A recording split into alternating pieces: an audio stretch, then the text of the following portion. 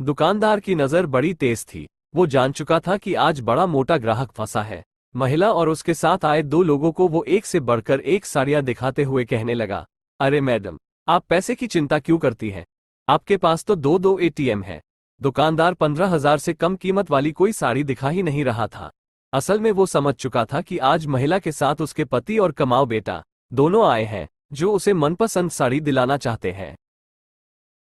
इधर सविता सोच रही थी कि इतनी महंगी साड़ी सिर्फ एक प्रोग्राम के लिए खरीद लेना ठीक नहीं है।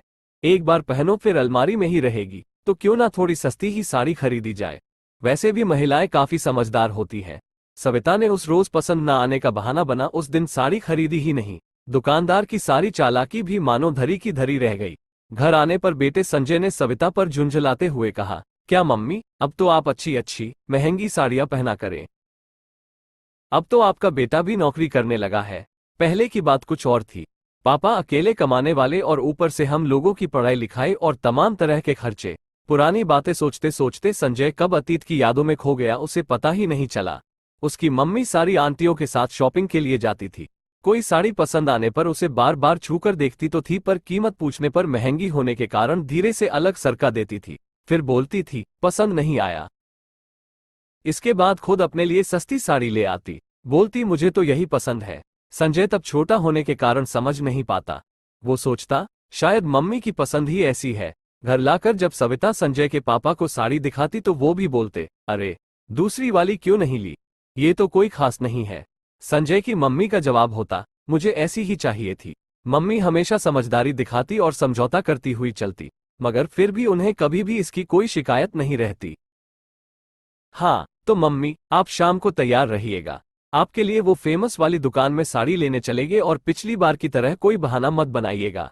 इस बार जो पसंद आएगा बेहिचक खरीद लीजिएगा। ऐसा बोलकर संजय दफ्तर चला गया। शाम को बाजार जाने की तैयारी था। सविता दिन भर इसी उधेड़बुन में लगी रही कि ये बच्चे भी ना समझते क्यों नहीं है। फिजूल खर्ची जरूरी है क्या? अब इस उम्र में इतनी महंगी साड़ी? अरे, पैसे बचत करना भी सीखना चाहिए। तभी उसे एक तरकीब सूझी। सविता ने उस फेमस दुकान में जाकर दुकानदार से पहले ही बोल दिया, भैया, मैं शाम को बेटे और पति के साथ साड़ी खरीदने आऊंगी, तो आप हर साड़ी की कीमत 500,000 रुपये ज्यादा बताइएगा।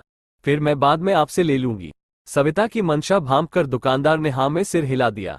वैसे भी सस्ती ही सही, सविता इस दुकान से पहले भी साड़ियां खरीदती रही थी। दफ्तर से लौटते समय संजय सोच रहा था, ये मम्मी भी ना ज्यादा दाम देखकर साड़ी खरीदती ही नहीं है।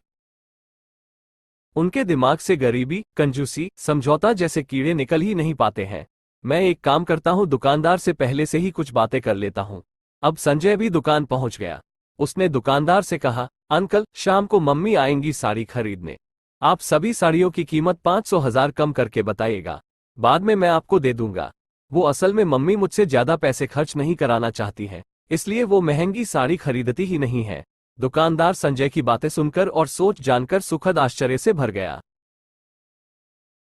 वो सोचने लगा कि इस जमाने में भी ऐसे बच्चे हैं जो माँ बाप को बिना जताए और बिना बताए इतनी परवाह करते हैं, वरना आजकल के ज्यादातर बच्चे तो एक करेंगे और बताएंगे 10।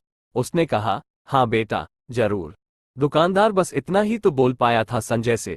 अब वो कैसे बताता कि प्यार और ममता भरी चालाकियों और भावनाओं में अभी भी माँ की बराबरी कोई नहीं कर सकता। शाम को सविता अपने पति और बेटे संजय के साथ इत्मीनान से साड़ी खरीदने गई।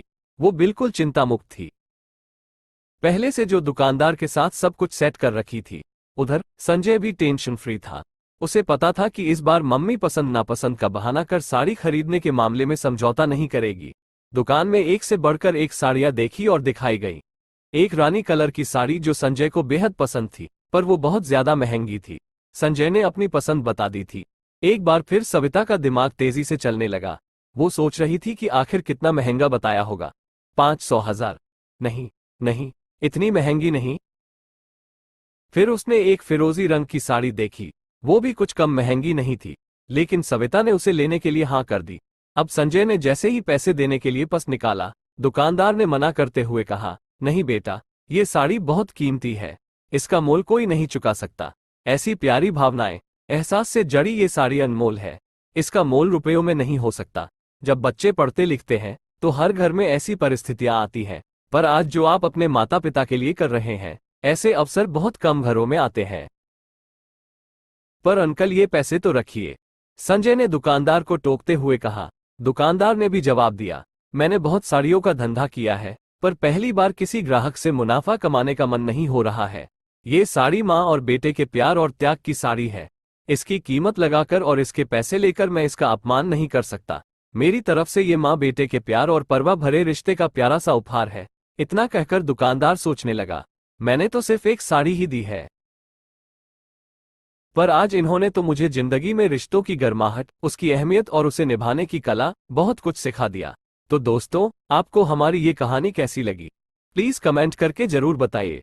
और हाँ, वीडियो को लाइक और चैनल को सब्सक्राइब करना बिल्कुल ना भूलें, ताकि एक यूट्यूब चैनल के तौर पर हम ग्रो कर सकें और आपके लिए ऐसी ही अच्छी अच्छी कहानियां लाते रहें।